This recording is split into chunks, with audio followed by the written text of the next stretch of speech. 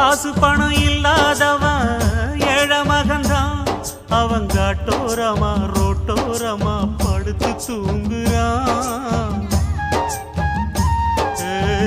சொத்து சொகம் உள்ளவனோ செல்வ மகன்தான். அவன் பஞ்சு மெத்த போட்டிருந்தும் முழிச்சு ஏங்குறான். எது மற்ற பேர்களுக்கு ஏது கவலை?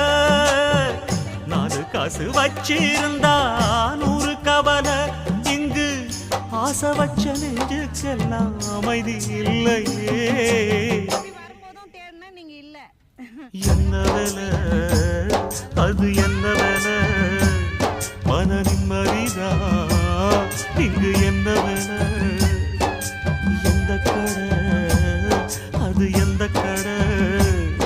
அதை விற்கிறது